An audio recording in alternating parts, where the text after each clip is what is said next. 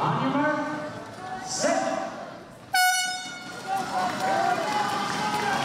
What's the secret to actually performing well in this Labrador hurdles event? Great conditioning and just blocking out the pain. What hurts the most as you start to come to the end, as you know it's going to sort of wind down? Your upper legs just give out. What do you do to train for an event like this? I skip a lot and I do a lot of stair climbing.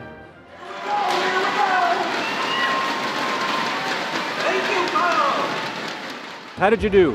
I didn't do as well as I thought I was going to do. I was hoping to get 60, pushing 80, and I was on my way to 60. I think I knocked her over around 45, and not my proudest moment, but I'm trying to make up for it in the rest of the events.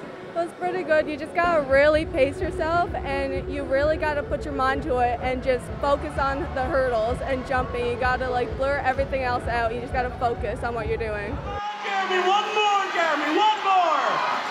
Come on, Ryan from LaBouche. There you go, there you go. What is the trick to over the rope? A lot of core. You got to use a lot of core and forearms and legs, and it burns a lot.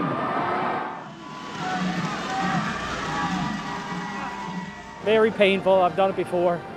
You'll have rope burns everywhere that touches that rope. Not fun. Everywhere? Pretty much everywhere. Show me your arms here. Take a look at this. So you see I've that's... never done that before. What happened? My forearm started giving out, so I had to hook my arm because it wouldn't fall. Then it was bad, but... You seem to have done many more of the... I mean, those are really difficult. You did more than 40. Yeah. How did you actually get into the zone to keep going and going? It's like a rotisserie watching you. You just listen to the crowd. You keep the crowd going. Of the 4 events that comprise the northern components of the game, which one do you think is most difficult? The rope.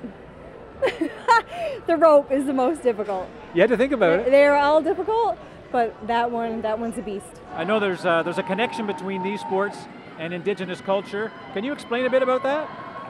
Well, it goes back to like the individual sports test people's endurance, their strength, their determination, their will to push themselves beyond what they normally would. And that goes back to the culture of the harshness of living on the land, having to provide for yourself and for your family. And then everybody here is like family, and you cheer for everybody.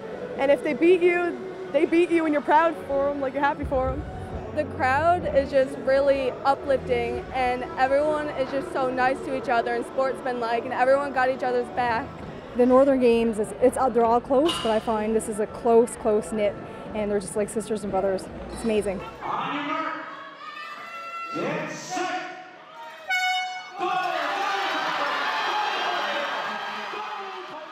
Nico Dyson-Brown beat the seal crawl. He had 12.29. Previously, he beat his record. He had 12.1. Nico Brown from Cartwright beat his record. I just finished the seal crawl for the Northern Games. If someone hasn't seen that before, what does that look like? You pretty much got to try to imitate a seal crawling across the ice. You cross your feet over and you crawl on your hands.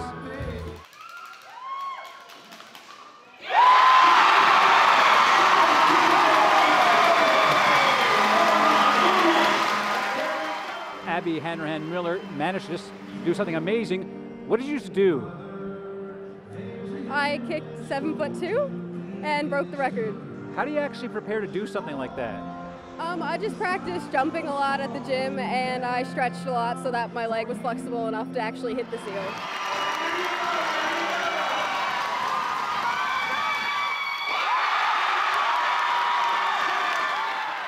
What's your overall feeling of the Northern Games now that you got a silver medal? Really good. Gotta come back next year. Got to.